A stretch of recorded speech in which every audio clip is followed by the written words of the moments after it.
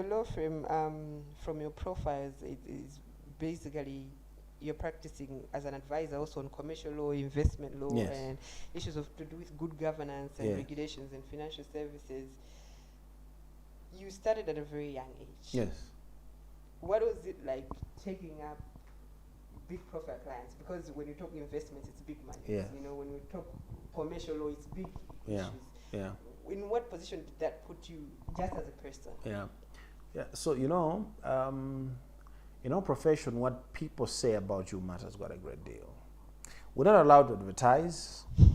All right. So I can't put up a billboard and say that So come to good me. call.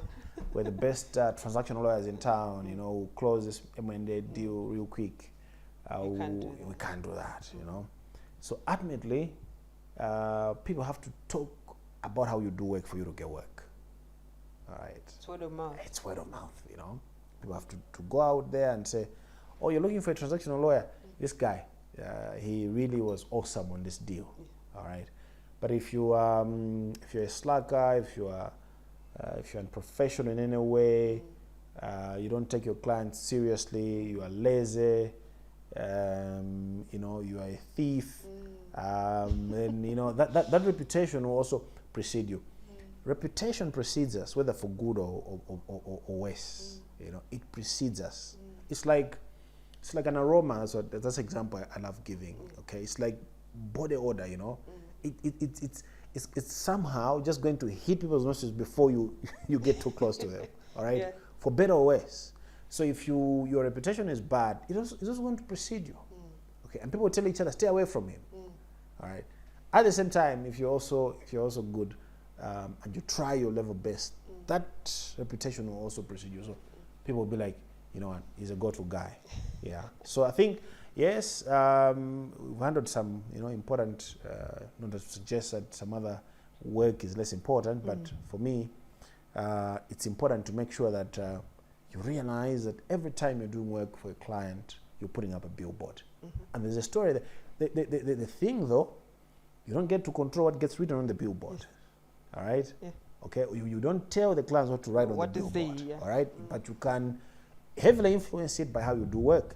So hopefully, you do have all these multiple billboards that these people are putting up because they've got nice things to say about you. You know, we went to Soko & Co. Oh, we love what they did. Yes. You know, but if their recollection of their visit to us, they're that, oh, those guys are just pompous for nothing. They're expensive for nothing. You know, they don't responsive. They don't respond to emails. They are, they don't remit clients' money once you don't want that kind of It will be reputation. bad on you. No, Yeah. you don't want Yeah. that. Taking up presidency of the Malawi Law Society. Yeah. You're in your 20s. Yes, I think was I? Don't know. I must have been in my 30s. I think Early I was in my 30s, yeah? Early 30s, yeah. Yes. What was it like being in that space? Yeah. First of all, what prompted it?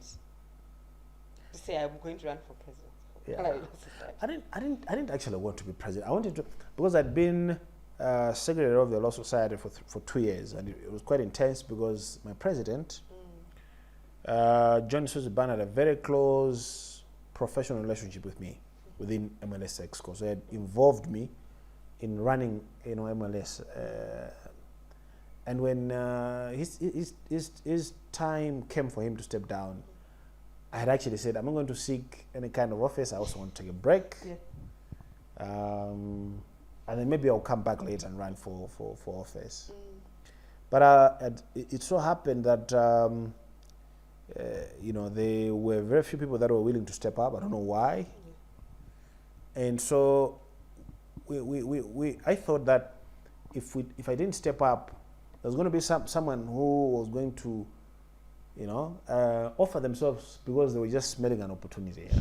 We had done some, what I'd considered some amazing work with John. I didn't want that to go down the drain. So I wanted to consolidate on that and said, okay, you know what, maybe let me do this and then build and consolidate on what I've done. Yeah. What was it like for that year that you served as It's very demanding being president of the MLS. In terms of the amount of time you are required to sink into MLS activities, it's absolutely phenomenal. And, the pressure that you have, because you realize that this is an office created by the law, right? It's not just like some random club. We are a statutory body, set up by the law, and people take the law society seriously. I think, I dare say, more seriously than the lawyers themselves. Okay, the lawyers sometimes you get the impression that they think the MLS is a joke, but the world out there doesn't think we are a joke. As established by the law. Yes, but not just that. We are a voice of a very important profession in society, and what we say does matter. Okay, what we say does matter. It's very relevant and key for governance. So then that can also weigh you down when you realize that oh, you know what, I think people really expect a lot from us. So it's heavy in terms of that. I mean, you behavior, whatever, I guess it's because you have a particular behavior that you are in that office anyway. Because I don't think people would choose someone that was scandalous. They choose someone who they think would behave in a particular way. But there's pressure for you not to embarrass yourself, because you know that if I foul up here, I am embarrassing not just myself, but an entire profession, and I just can't afford to do that. What does leadership entail for you that other people can also learn from your experiences? I think leadership entails service, selfless service above all else. One of my greatest inspiration is Mandela and his class of Rivonia, the Rivonia trialists. You know those guys, when they stood trial, they made a decision before sentence was handed down that there was going to be no appeal against whatever decision that the court was going to hand down. And remember, they were facing death penalty. And they told their lawyers, we're not appealing, even if it's a death penalty. And when the lawyers asked them, you guys must be crazy. You're not appealing a death penalty. Why will you not appeal against a death penalty? And they said the reason is simple. Because we don't want to give the impression that we are asking people to do that which we ourselves are not ready and willing to do. Okay, because we've called people to go on strikes and protest, and some have actually lost their lives already. We can't, as leaders, give the impression that we ourselves are immune from what we are asking people to sacrifice. Okay, so we must be ready to pay a sacrifice that we call others to make. And I think for me that ought to define leadership. You selfless service where you don't ask anyone to do that which you yourself are not willing to to do. So if you're going to be saying let's be ethical, you must demonstrate that you're ethical. If you want to say we must be frugal with how we use resources, you must demonstrate that in how you actually live your life. We went into the MLS and I think it left me poorer in terms of money. I think that's what it is. You're not in there because you want to make money. You say, I'm here just to give this thing my 100%, and because I want to serve. All right. The problem, at least in this part of the world, people want leadership positions to serve them. They're not really in it for service. You need to ask yourself, when my tour of duty is done, will this organization that I led be better off than I found it, or I would have run it down? And most of us, the interest is what can I get out of it. So at national level, institutional level, organizational level, it's about what is it in it for me.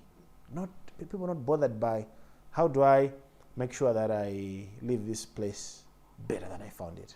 And if you as a leader, in terms of systems, processes, assets, whatever, if you don't improve your organization, you've failed. You must leave it in a better shape than you found it.